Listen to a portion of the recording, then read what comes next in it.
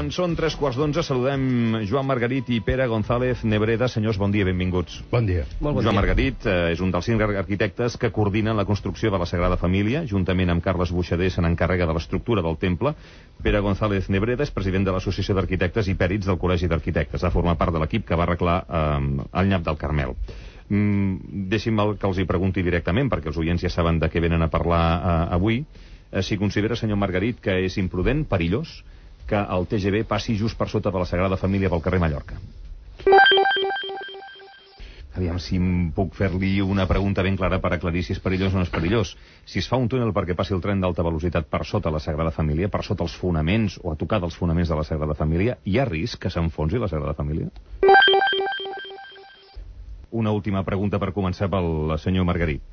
A tenor del que preveu com a protecció de la Sagrada Família aquest segon pla, vostè està tranquil o s'estimaria més que no passés per allà? No estic tranquil.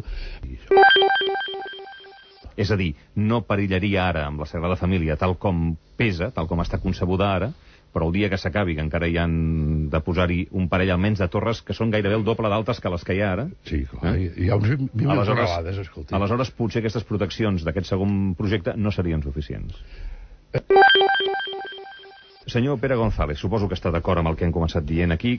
No pot ser que tinguem por de fer túnels. No podem. Els túnels s'han de poder passar per sota les cases, o només per sota els carrers. És obvi. Molt bé. I a partir d'aquí, no sé si està d'acord, un túnel sota la Sagrada Família hipoteca el futur d'aquesta construcció. O sigui, si l'entenc, vostè està dient que per vostès, no sé si per l'Associació d'Arquitectes i Pèrits del Col·legi d'Arquitectes, bé, que fessin aquella desviació inicialment prevista pel carrer València i així acabaríem amb el problema de la Sagrada Família. Entenc que vostè està dient això.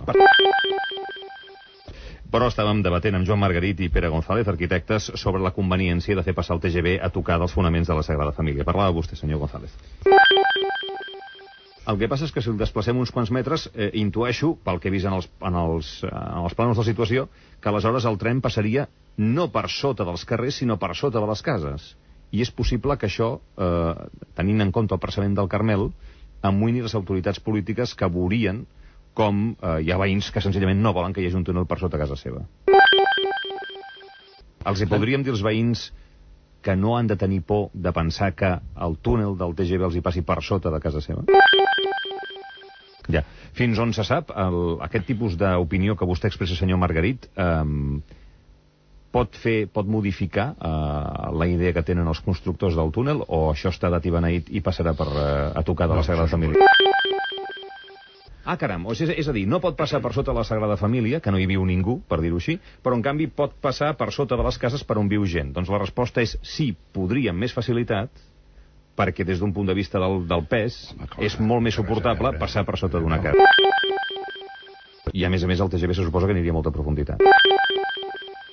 Per tant, des d'un punt de vista tècnic, l'opció seria la de dir, escoltin, si no volen afectar la Sagrada Família, en retirin-lo tant com puguin i no tinguin por que passi per sota les cases. Seria això? Exactament. Joan Margarit, Pere González Nebreda, gràcies per les seves explicacions i fins a la pròxima. Bon dia. Molt bé, bon dia. És 11:45, de seguida, Dilemes ètics.